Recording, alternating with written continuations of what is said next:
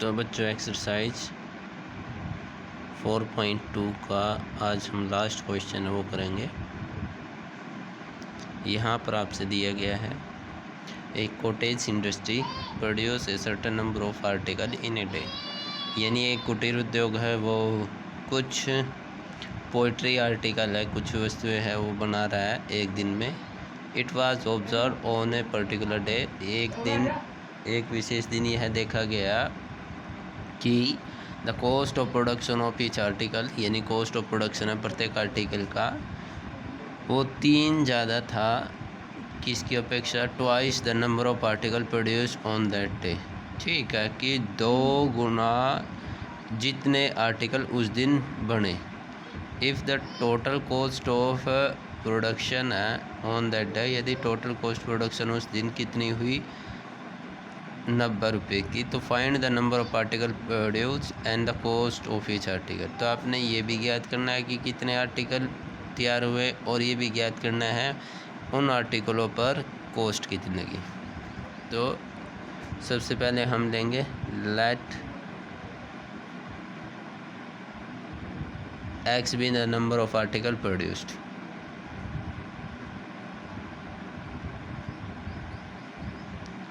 X be the number of article produced and cost of one article की बात यहाँ पर की गई है।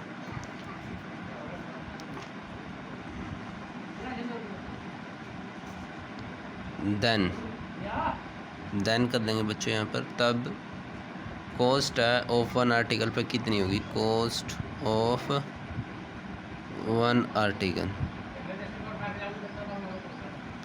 यहाँ पर बच्चों आपको लिखा गया है कि इफ़ द, यहाँ पर क्या लिखा है, इट वाज ऑब्जर्व, यह देखा गया है कि जो कॉस्ट ऑफ प्रोडक्शन थी वो 3 गुना थी, 3 ज़्यादा थी मोर देन, यानी जब हम उसको 2 से गुणा कर देते थे नंबर ऑफ आर्टिकल को प्रोड्यूस होने के बाद, वो 3 गुना हो जाती थी, यानी twice the number of article.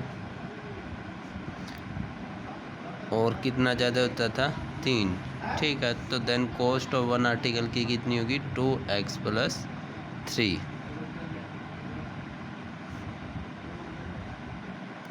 यही है ना कि नंबर ऑफ आर्टिकल के ट्वाइस, उससे कितनी ज़्यादा है, 3। तो अकॉर्डिंग टू क्वेश्चन, तो क्वेश्चन के अनुसार क्या है, इसमें लिखा गया है इफ़ द टोटल कॉस्ट है प्रोडक्शन की उस दिन में कितने, 90 रुपये। तो मतलब आर्टिकल कितने बने, x, और उन पर कितने रुपए के है कॉस्ट, 2x + 3। ये तो बच्चों पैसे हो गए, ये नंबर ऑफ आर्टिकल हो, इतने बने तो इतने से हम गुणा करने के बाद टोटल कॉस्ट प्रोडक्शन कितने का बना था, 90 का। अब आप यहाँ से गुणा कर दीजिए, 2x² + 3x, 90 को हम इस साइड ले आएंगे। अब आपके पास फैक्टर बनाने की बात आती है, तो पहले की और आखिरी की गुणा, ये ध्यान रखना है। तो 180, तो 180 के तो हमारे पास क्या होंगे, 12 और 15।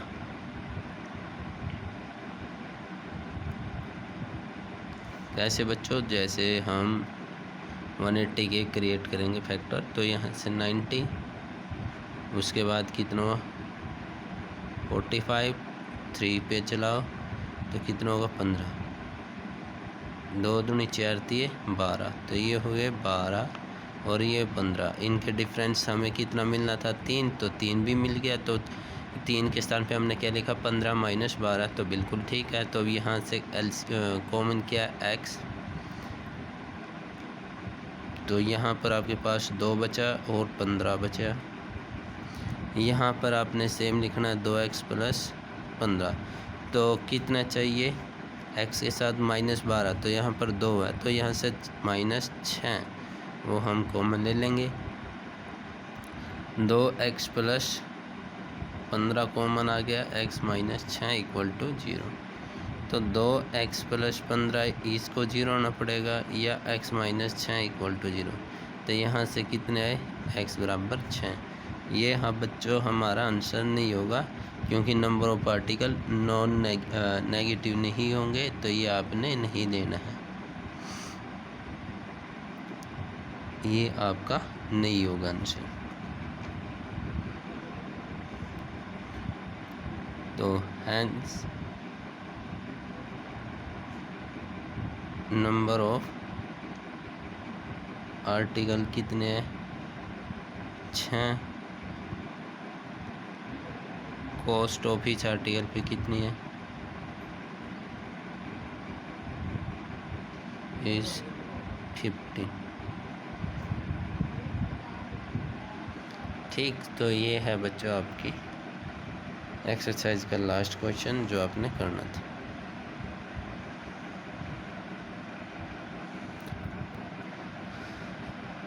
माना x, यहाँ पर आपने हिंदी में लिखना है, माना कि जो वस्तुओं का उत्पादन है वो कितना है x, और उनके ऊपर जो कीमत है एक वस्तु की वो कितनी है, 2x + 3 रुपये % के अनुसार। उसके बाद आपने लास्ट में लिख देना है कि कितनी वस्तुएं आपके पास बनी, और प्रत्येक वस्तु की जो कीमत है वो कितनी है, 15 रुपये। बच्चों 4.3 एक्सरसाइज को करने से पहले आपको कंप्लीटिंग द स्क्वायर मेथड के बारे में पता होना चाहिए, क्वाड्रेटिक फार्मूले के बारे में पता होना चाहिए। तो यहाँ पर हम डी की भी बात करेंगे, डी यानी डिस्क्रिमिनेंट, और उसको फिर हम हिंदी में बोलेंगे विविधकर, ठीक है। तो उसकी जो बात करें तो यहाँ पर क्या हो गया, b² - 4ac। अब क्वाड्रेटिक इक्वेशन तो बच्चों हमने पहली एक्सरसाइज में आपको बता दी थी कि क्वाड्रेटिक इक्वेशन किसको कहते हैं, इसको। और जो क्वाड्रेटिक फार्मूला है वो क्या है, वो ये है, -b +- या आप बच्चों d लिखो 2a, और d की वैल्यू ये है, या आप क्या लिखो b² - 4ac / 2a। अब बच्चों हम इस फार्मूले का प्रूफ करेंगे, ठीक है। तो किस तरीके से फार्मूला आपके पास बना है, ax² bx + c = 0, ax² + bx + c = 0। ये हमारे पास क्वाड्रेटिक इक्वेशन है, dividing by a each term, यानी दोनों साइड प्रत्येक पद को a से डिवाइड कर दो।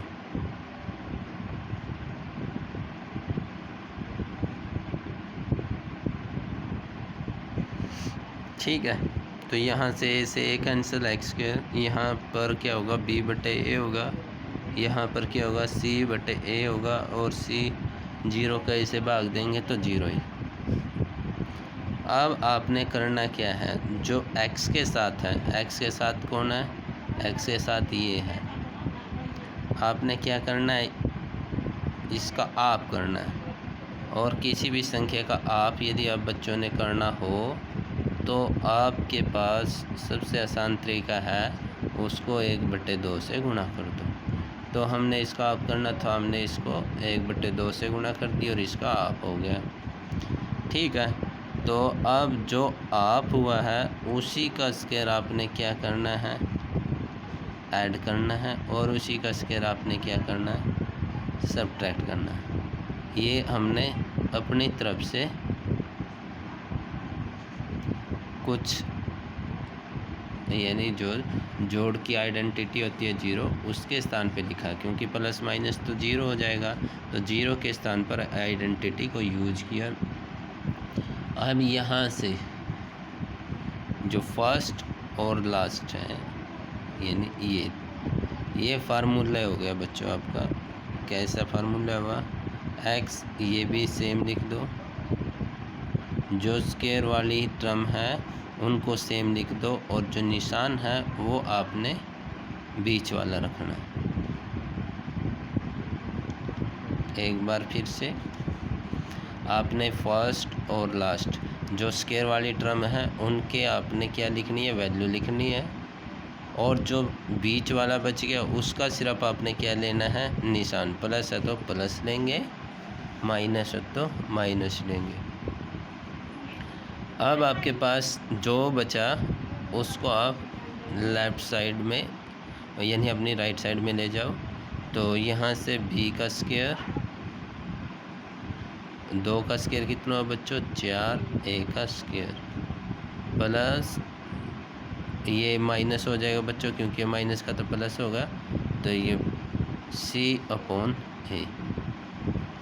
ठीक है, तो यहाँ से अब आपके पास क्या हुआ, एलसीएम 4a² है ना। तो a² से तो a² कैंसिल, तो आपके पास बचा कितना, b²। अब a से a कैंसिल, a बचा और 4, तो मतलब क्या होगा 4ac। ये बच्चों आपका एलसीएम हुआ यहाँ से, x प्लस ये। अब बच्चों इसके ऊपर ये स्क्वायर था जो हमने इस साइड भेज दिया, तो ये साइड क्या हो जाएगा, वर्गमूल हो जाएगा। जो इस ब्रैकेट के ऊपर जो स्क्वायर था वो हमने इस साइड कर दिया, तो इस साइड करने से क्या होगा, ये 2 है वो क्या हो जाएगा 1/2, और इसका मतलब क्या है, वर्गमूल, यानी रूट हो जाएगा इसका। अब यहाँ से आगे देखो,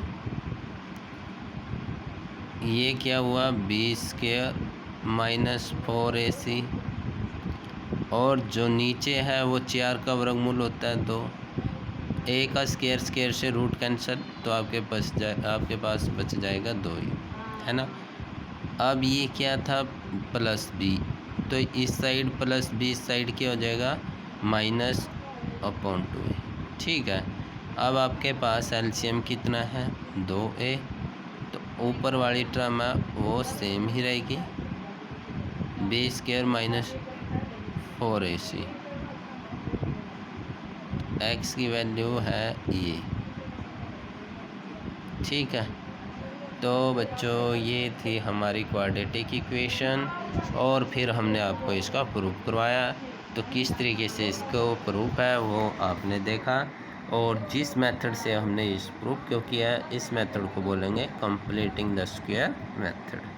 तो कंप्लीटिंग द स्क्वायर मेथड करने का जो स्टाइल है वो क्या है, आपके पास जो x² का कोफिशिएंट है वो 1 होना चाहिए।